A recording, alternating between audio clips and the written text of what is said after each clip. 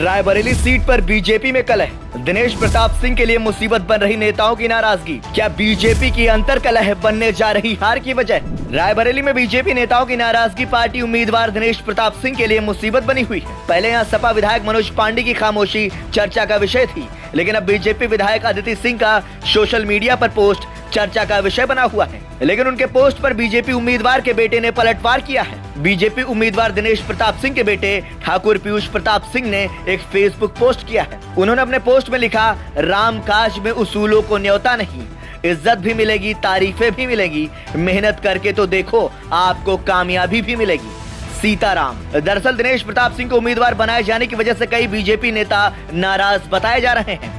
सूत्रों की माने तो बीजेपी के स्थानीय संगठन को दुरुस्त करने की जिम्मेदारी डिप्टी सीएम ब्रजेश पाठक को दी गई थी। बीते दिनों में वह 3 से 4 बार रायबरेली जा चुके हैं, लेकिन अभी भी बीजेपी नेताओं के बीच की कलह दूर होती नजर नहीं आ रही है। भाजपा विधायक अदिति सिंह का पोस्ट। इसी क्रम में बीजेपी विधायक अदिति सिंह का एक सोशल मीडिया पोस्ट चर्चा का विषय बना हुआ है। बीते दिनों से अदिति सिंह नाराज बताई जा रही हैं। अदिति सिंह द्वारा सोशल मीडिया में अपने पिता के साथ एक फोटो डालते हुए लिखा, उसूलों के साथ कोई समझौता नहीं। इस पोस्ट के बाद राजनीतिक हलकों में इसके कई सियासी मायने निकाले जाने लगे। आपको बता दें कि अदिति सिंह ने बीजेपी कार्यक्रमों से भी दूरी बनाई हुई है। वह बीजेपी के किसी कार्यक्रम में हिस्सा नहीं ले रही हैं। रायबरेली के स्थानीय पत्रकार इस राजनीतिक अदावत के बारे में बताते हैं कि दरअसल अदिति सिंह के ऊपर 2019 में एक हमला हुआ था, जिसमें अदिति ने आरोप लगाया था कि वो हमला दिनेश प्रताप सिंह के भाई अवधेश सिंह ने कराया है। ये बात 14 मई 2019 की है, जब तत्कालीन जिला पंचायत अध्यक्ष अवधेश सिंह के खिलाफ अविश्वास प्रस्ताव पर हो रही वोटिंग में अदिति सिंह अपने समर्थकों के साथ गई थी। उस समय उनके काफिले पर हरचंदपुर थाना क्षेत्र के मोदी स्कूल के पास पथराव और फायरिंग हुई थी। अदिति सिंह पर हुए इस हमले का आरोप अवधेश सिंह के ऊपर लगाया गया था। 2022 में बीजेपी में शामिल हुई अदिति सिंह।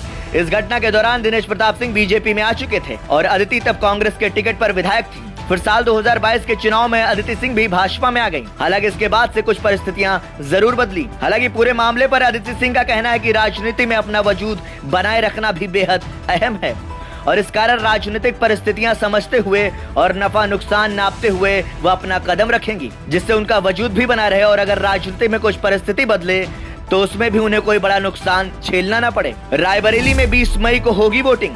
आपको बता दें कि रायबरेली सीट को कांग्रेस का गढ़ माना जाता है और अब इस चुनाव में सोनिया गांधी के राज्यसभा जाने के बाद राहुल गांधी इस सीट से उम्मीदवार हैं। उनके खिलाफ बीजेपी ने दिनेश प्रताप सिंह को अपना उम्मीदवार बनाया है। बीते चुनाव में भी वह सोनिया गांधी के खिलाफ चुनाव लड़ चुके हैं। हालांकि अब सोनिया गांधी राजस्थान से राज्यसभा पहुंच चुकी हैं और अब राहुल गांधी के कंधों पर पूरी जिम्मेदारी है। आपको बता दें कि रायबरेली सीट पर 5वें चरण में 20 मई को वोटिंग होगी। ऐसे में देखना दिलचस्प होगा कि रायबरेली का सियासी ऊंट किस करवट बैठता है। ब्यूरो रिपोर्ट, संदेश वाहक।